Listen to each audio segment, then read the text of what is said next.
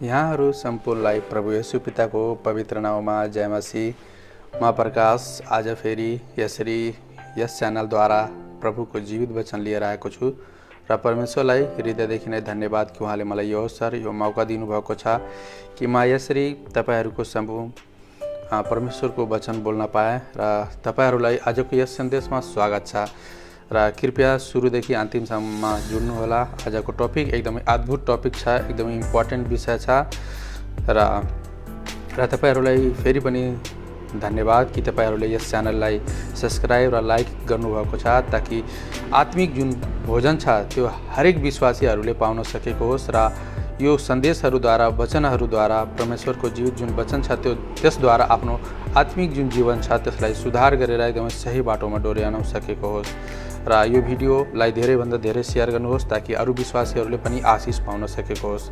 र प्रार्थनाको साथमा जुन टपिक लिएर आएको छु त्यो टपिकको विषय रहेको छ क्रिसमस भनेको के हो। यो अति नै विवादित एउटा सब्जेक्ट हो, एउटा विषय हो।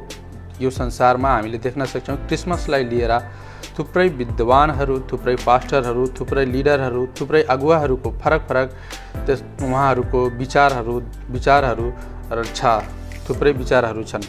कतिपय मानिसहरू, कतिपय व्यक्तिहरू के भन्नुहुन्छ, क्रिसमस भनेको यो अन्य जातिबाट आएको यो जुन फेस्टिभल हो त्यो मान्नु हुँदैन र क्रिसमसको विषयमा बाइबलमा कुनै ठाउँमा उल्लेख गरिएको पनि छैन र प्रभु येशू ख्रिस्टको जन्म 25 दिसम्बरकै दिन भएको हो भन्ने पनि कुनै प्रुफ छैन भन्ने कुरा बाइबलमा कतै लेखिएको छैन।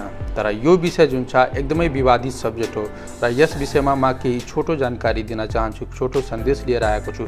भन्नुपर्ने कुरा यस विषयमा त थुप्रै थियो, तर अब परमेश्वरको आत्माले जति अगुवाई गर्नुहुन्छ म तपाईहरूलाई त्यस विषयको भेदहरू खोल्नेछु। र यो अन्य जातिबाट आएको एउटा त्यौहार हो, फेस्टिभल हो भन्ने, चाड हो भन्ने भन्ने गर्दछन् र यस विषयमा कुनै पनि ठाउँमा लेखिएको छैन कि क्रिसमस मनाउनै पर्छ र क्रिसमस एउटा फेस्टिभलको रूपमा हामी हरेक विश्वासीलाई मनाउनुपर्छ, यो परमेश्वरको विधि हो भन्ने कुरा पनि बाइबलमा कुनै ठाउँमा लेखिएको छैन र 25 दिसम्बरकै दिनमा प्रभु येशू ख्रिस्टको जन्म भएको हो भन्ने पनि कहीँ लेखिएको छैन। र कतिपय व्यक्तिको अर्को के धारणा हुन्छ कि प्रभु येशू ख्रिस्टको जन्म उत्सवलाई नै हामी क्रिसमस भन्दछौँ। यस्ता विचारधाराका मानिसहरू पनि यो संसारमा हामी देख्दछौँ। तर वास्तवमा भन्नुपर्दा क्रिसमस भनेको के हो त? के बाइबलमा साँच्चै नै कुनै ठाउँमा लेखिएको छैन क्रिसमसको बारेमा? हो प्रिय, वास्तवमा भन्नुपर्दा क्रिसमस भनेको एउटा शुभ सन्देश हो। क्रिसमसको अर्थ बुझ्नु पर्दा एउटा के हो त? यो शुभ सन्देश हो जुन मानव जातिहरूको लागि उद्धारको निम्ति, मुक्तिको निम्ति यो संसारमा आएको थियो। त्यसलाई नै हामी क्रिसमस भन्न सक्छौँ। र आउनुहोस् हामी बाइबलबाट पनि केही कुरा देख्नेछौँ क्रिसमस कसलाई भनिन्छ र अहिलेको क्रिसमस र पहिलाको क्रिसमसमा के फरक थियो र बाइबलमा क्रिसमसको विषयमा के लेखिएको छ। मत्तीको पुस्तक तपाईँहरू निकाल्न सक्नुहुन्छ, त्यसको 1 अध्यायको हामी 20देखि हेर्नेछौँ। म प्रष्ट रूपले भनिसकेछु क्रिसमस भनेको एउटा शुभ सन्देश हो जुन मानव जातिको लागि आएको थियो र त्यो शुभ सन्देश बाइबलमा कुन ठाउँमा लेखिएको छ त्यो मत्तीको पुस्तक त्यसको 1 अध्यायको 20देखि हामी हेर्नेछौँ।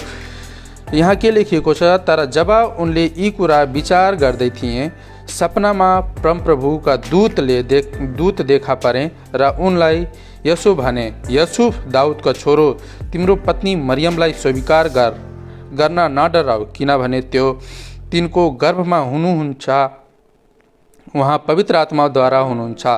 तिनले एउटा पुत्र जन्माउने छिन् र तिमीले उहाँको नाउँ येशू राख्नेछौ, किनभने उहाँले आफ्ना मानिसहरूलाई तिनीहरूका पापबाट बचाउनुहुन्छ।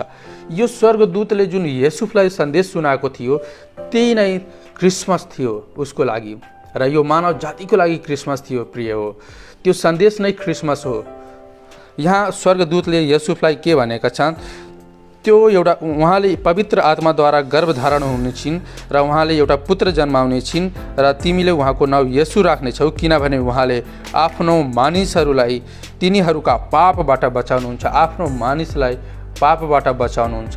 त्यो सन्देश जुन हामीलाई जुन बचाउने सन्देश थियो, उहाँको जुन हामीलाई बचाउने जुन उद्देश्य थियो, उहाँले दिनु भन्ने जुन मुक्ति थियो हामीलाई, त्यो सन्देश जुन स्वर्गदूतले युसुफलाई सुनाएको थियो, त्यो मानव जातिको लागि त्यही क्रिसमस हो। आज कुनै त्यसको सीमित डेट छैन क्रिसमसको।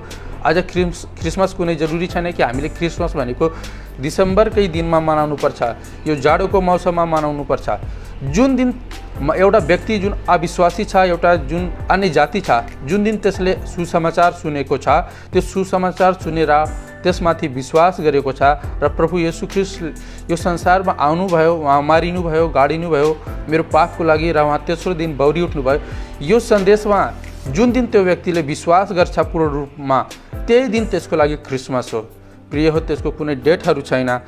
क्रिसमस भनेको एउटा सन्देश हो, त्यो मानव जातिको लागि हो। त्यो सन्देश हामी सुनाउन एकदमै जरुरी छ। अर्को क्रिसमस हामी के देख्न सक्छौँ, यहाँ लुकाको पुस्तक त्यसको 2 अध्यायमा हामी देख्न सक्छौँ।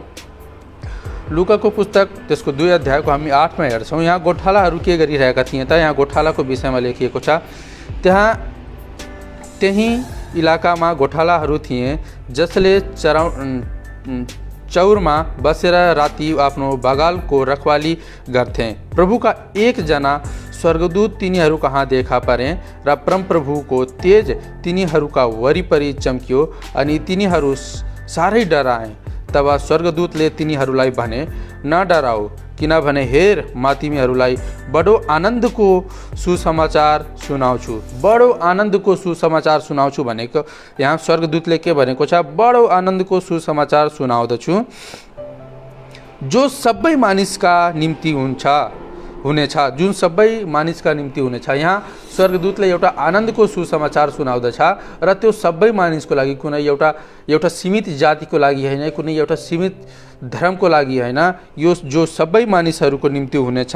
आज दाउदको सहरमा तिमीहरूका निम्ति एकजना मुक्तिदाताको जन्म भएको छ जो ख्रीष्ट प्रभु हुनुहुन्छ भन्ने कुरा यहाँ जुन स्वर्गदूतले त्यहाँ भएका गोठालाहरूले जुन सन्देश सुनाएको थियो, त्यही नै तिनीहरूको लागि क्रिसमस थियो। त्यहाँ उज्यालो आएको थियो, परमेश्वरको त्यो तेजमय प्रकाश तिनीहरूले पाएका थिए र तिनीहरूले त्यो सन्देश सुने र जुन दिन त्यो सन्देश सुनेको थिए तिनीहरू चुप लागेर आफ्नो घर गएको थिएन, त्यो ठाउँमा भेट्न गए होलान्, प्रभु येशू ख्रीष्टमाथि विश्वास गरे होलान् अनि उहाँले उद्धार पाए होला तिनीहरूले। त्यसले गर्दाखेरि तिनीहरूको लागि त्यही सन्देश नै क्रिसमस हो। आज प्रिय हो, यो कुरा हामीले बुझ्न एकदमै जरुरी छ। यो कुरा एकदमै बुझ्न जरुरी छ। आज हामी डिसेम्बरको महिना लाग्ने बित्तिकै क्रिसमसको तयारी एकदमै जोरसोरदेखि जान्छ। डेकोरेसनका कुराहरू लिएर र पहिलेदेखि नयाँ नयाँ लुगाहरू लगाउने कुराहरू यस्तो हामी बिजी भइहाल्छौँ यो क्रिसमसलाई लिएर। यो आउने क्रिसमस जुन डिसेम्बर महिना चलिरहेछ, यो क्रिसमसलाई लिएर हामीले एकदमै आफूलाई व्यस्त बनाइदिन्छौँ।